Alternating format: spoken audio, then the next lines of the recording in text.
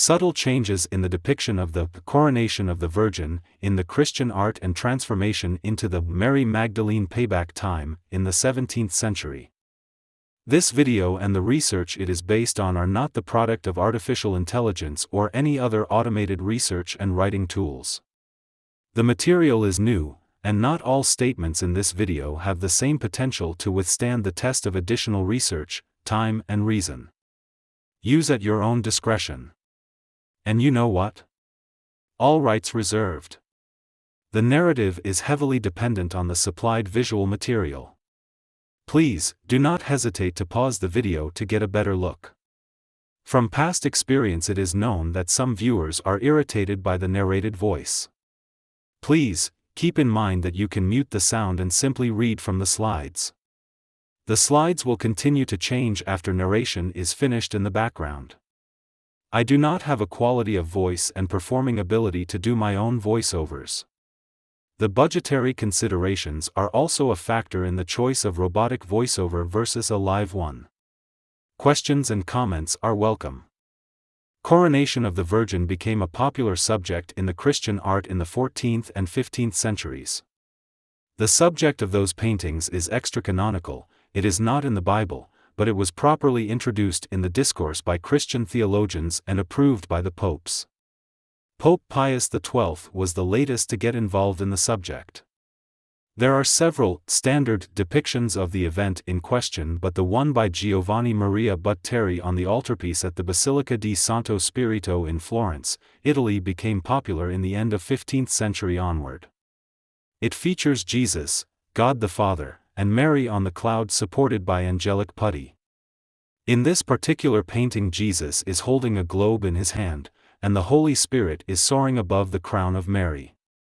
God the Father is holding the Holy Book opened on Alpha and Omega, allusion to Jesus. Jesus has facial likeness to God the Father, confirmed by the similarity of the shape of ear and nose. The painting by the Italian painter Annibale Carracci, 1560 to 1609, has many similarities and retains the same general composition. The appearance of Jesus and God the Father are reminiscent of Greek and Roman antiquity, and both Jesus and God the Father holding scepters as a symbol of power that is familiar across a number of ancient cultures. This version of the painting, Coronation of the Virgin, is a 1603 to 1605 work by the painter El Greco. Is also very similar in details to the works by Giovanni Maria Butteri and Annibale Carracci. Even so, El Greco depicted a multitude of putty/angels in his painting, along with the use of peculiar perspective focused on the crown of Mary and Holy Spirit. Jesus and God the Father have noticeable facial similarities. The fair number of putty is included in the painting by El Greco. There are 2 or 3 of the putty that are positioned in a peculiar way that invariably shows their bottoms on this painting. There is even one that shows a devil sign with his hand. It is an open question if El Greco was informed about the Verrocchio/Da Vinci project or made those mischievous inclusions in the painting for some other, simpler, reasons. From cursory observation, the face of the Virgin Mary looks outright silly because of the type of perspective chosen by the painter. But only 20 years or so later everything changed. This is Coronation of the Virgin by Peter Paul Rubens, 1577 to 1640, the so-called Baroque version, dated around 1625. From the bioinformation it is known that Peter Paul Rubens spent a fair amount of time in Venice, where knowledge about the Verrocchio/Da Vinci project about the beginnings of Christianity was very widespread, however clandestine. The first major clue in the painting is the posture of God the Father. It relates back to the School of Athens by Raphael. Second thing that catches attention is the number of putty. In the Coronation of the Virgin by Peter Paul Rubens he depicted exactly 7 putty. The same number of putty happens to be in another painting that was decoded recently, The Feast of Gods, by Jan van Bijlert. In the painting by Jan van Bijlert those 7 putty are associated with the character that holds one of them, security officer from the sect of John the Baptist, Mary Magdalene. It would not be too far-fetched to assume that the very same character associated with 7 putty on both paintings. But to understand the significance of the putty, one needs to know about an important painting of Raphael in the framework of the Verrocchio/Da Vinci project about the beginnings of Christianity. In the now decoded Sistine Madonna by Raphael, one of the important takeaways that the putty can symbolize the demons, not the angels. Depiction of the demonic putty is a hint helping to identify personage associated with them. In the Gospel of Mark chapter 16 verse 9, now when he rose early on the first day of the week, he appeared first to Mary Magdalene, from whom he had cast out 7 demons. Gospel of Luke chapter 8 verse 2 has a similar reference to 7 demons.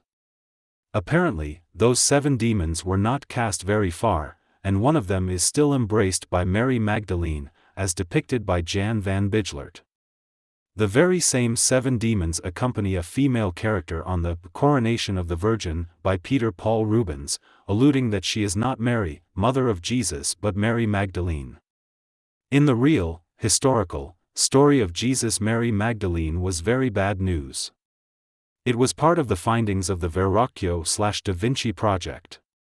Apparently, Peter Paul Rubens, just like Andrea del Verrocchio, Leonardo da Vinci, Raphael, and Jan van Bijlert, rejected Christianity and endorsed the conclusions of the project. Another interesting fact is that Jesus and God the Father are shown attempting to crown Mary Magdalene with something that does not look like a crown. It is clear from the conclusions of the Verrocchio/Da Vinci project about the beginnings of Christianity that Mary Magdalene could not possibly expect a warm welcome from Jesus and God the Father. Her mistakes and irresponsible leadership in the proselytizing circus where Jesus was the main performer amounted to the abuse of a vulnerable adult, Jesus, and caused the chain of events that ended up in the crucifixion. Even Simon/Peter, swordsman of Jesus' protective detail, and formerly under her command, came to recognize her shortcomings and attempted to dissuade Jesus from further cooperation with Mary Magdalene, officer of the security services for the sect of John the Baptist. It is in the non-canonical Gospel of Thomas 1:18. Simon Peter says to them, "Let Mary go out from our midst, for women are not worthy of life." Jesus says, "See, I will draw her so as to make her male so that she also may become a living spirit like you males. For every woman who has become male will enter the kingdom of heaven." Peter really just wanted Jesus to get rid of Mary Magdalene. He failed, and Jesus left for Jerusalem and his crucifixion. The item that Jesus and God the Father are trying to use to crown Mary Magdalene looks very much like a wreath. And it is a wreath made of thorns, like the one that sadistic Roman jailers used on Jesus while he was in the Roman dungeon between parts of his trial and awaiting the crucifixion. In that heinous way, the bloodthirsty degenerates wanted to punish Jesus for the refusal to say that he is not the king. Jesus had a multiple personality disorder as the result of earlier head trauma. His refusal to say that he is not a king was the result of his neurological condition. It is apparent that use of thorns or a wreath made of thorns was an impromptu bright idea of the Roman jailers, not the order of the superiors. It is also an idea that is much easier to say than done in reality. Matthew 27 verses 27 to 29 ESV. Jesus is mocked. 27 Then the soldiers of the governor took Jesus into the governor's headquarters, and they gathered the whole battalion before him.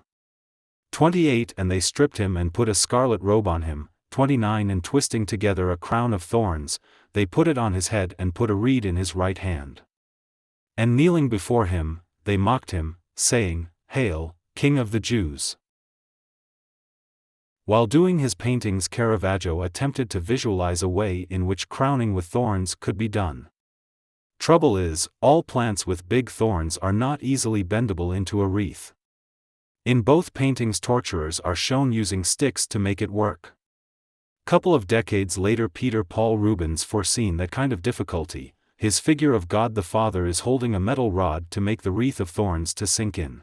Swagger stick, as depicted by Rubens, derived from the vine stick in use by centurions in the Roman army to beat the troops into obedience but not to accidentally cause a puncture injury. It was probably also made available to jailers. The rod held by God the Father has rounded safety on both ends. It is payback time for Mary Magdalene. To be clear, I do not approve or endorse torture. Only 10 years later, in 1635, painter Diego Velázquez, 1599–1660, revisited the theme. There is no doubt that he had seen the work of Rubens when he painted his. The woman painted by Diego Velázquez is also Mary Magdalene, but he uses different clues. There are only 6 putti, but there is a glass globe, the same as in Leonardo's Solvitur Mundi. It looks like Diego Velázquez knew that in the now decoded Solvitur Mundi, Leonardo da Vinci depicted Mary Magdalene holding a suspiciously transparent glass globe in her left, sinister, hand.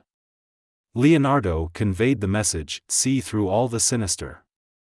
In his painting, Diego Velázquez, obviously, wanted that message repeated. It looks like he also attempted to paint facial features of the woman to be similar to the face on Solvitur Mundi. It was not easy to do, as painting Solvitur Mundi by Leonardo da Vinci was in a private collection, and Diego Velázquez would have to work with copies or sketches of unknown origin. Top part of the face matches well, but the face on Solvitur Mundi has a bigger mouth. The other proportions and general expression are remarkably similar. As for the crowning wreath, it is conspicuously made from roses, and roses, as commonly known, have thorns on their stems. The idea of a payback and punishment is the same as the one showcased by Peter Paul Rubens. About 2 decades later, in 1653, another painter, Sebastián Herrera Barnuevo, 1619–1671, painted a very similar painting. But just like Diego Velázquez before him cared to show that he knows the whole story and not just copying Peter Paul Rubens and earlier painters, Sebastián Herrera Barnuevo used his own, slightly different approach to get the point across. It goes without saying that he needed to be familiar with takeaways of the Verrocchio/Da Vinci project to accomplish that. The first and most tantalizing clue is that there are 9 demonic putti on this painting. As it was mentioned before, Mary Magdalene had only 7 demons, so the other 2 do not belong to her. Most obviously, John the Baptist was associated with 2 demons on the Sistine Madonna by Raphael. The figure that is about to punish Mary Magdalene together with God the Father is not Jesus, it is John the Baptist, with his 2 demonic putti and a cross with the long handle. Mary Magdalene is about to receive punishment from her former dear cult leader. The replacement of Jesus with John the Baptist, who is not very prominent in the later Christianity, is not a simple variation. There is a hypothesis that the goal of the operation in Jerusalem that had to be aborted because of the kerfuffle in the temple was to gain freedom for John the Baptist on the pretense of soliciting a Passover pardon from Pontius Pilate, who would grant the pardon because of the influence of the sect on his wife. The very same singular pardon that Pontius Pilate tried to use on Jesus but was forced to waste on Barabbas. Failure of the operation in Jerusalem combined with the results of interrogation of Jesus under duress sealed the fate of John the Baptist. It was an operational failure of Mary Magdalene, who was an officer in charge. She is about to receive an official sectarian security service reprimand. Characteristically, knowing what kind of person John the Baptist was, and knowing what Mary Magdalene would feel when facing him, Sebastián Herrera Barnuevo depicted real fear in the eyes of Mary Magdalene when she recognized her former boss. As for the wreath, it is a wreath of thorns covered with greens and flowers to have the thorns concealed. Mary Magdalene did not have a reason to fear Jesus. In his condition he would never figure out that he was played through and through. But John the Baptist is a real bad news, either dead or alive. By the time of 1670, when Antonio van D Pere painted this painting of Mystical Vision of Saint Mary Magdalene of Puzzi, painters got tired of beating around the bush and cut it straight to the chase. To be clear, Mary Magdalene of Puzzi, Caterina Lucrezia de Puzzi, 1566–1607, is a different person from the original Mary Magdalene of Gospels, but the temptation to abuse the coincidence was just too big to contain it. When the time came for Mary Magdalene to meet Jesus, the whole Holy Family got busy quote-unquote welcoming her. Virgin Mary is waiting anxiously with the wreath of roses, with thorns, while Jesus puts the wreath of thorns on her head, to let Mary Magdalene know what he had been through because of her overreach, mishandling of an asset and failing to shore up the operation. But because Mary Magdalene is wearing a nun's veil, hoodie, on her head, the wreath of Virgin Mary and wreath of Jesus can only take a limited effect. No need to worry.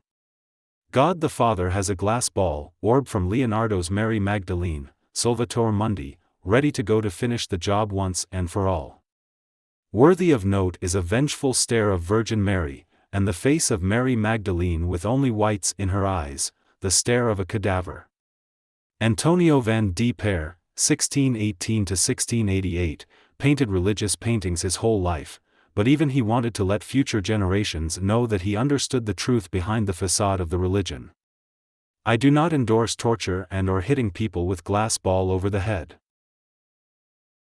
The painting of Antonio van D Pere is also a good example when honest research interrupts a good work. While working on this presentation, past research surfaced that the painting was inspired by one of the drawings by the artist Abraham van Diepenbeeck. These drawings illustrate the book Les Peintures Sacres du Temple du Carmel, 1660. The research is in Spanish, one of many languages that I do not know but love to guess. If anything, it proves that what makes a difference between good and bad research is proper prescription eyeglasses, and preconceived notion of what to look for. Those two images are an early example of the spot the difference puzzle rather than one inspired by another. 1. Mary Magdalene maintains eye contact with Jesus in the drawing but has white eyes of a cadaver in the painting.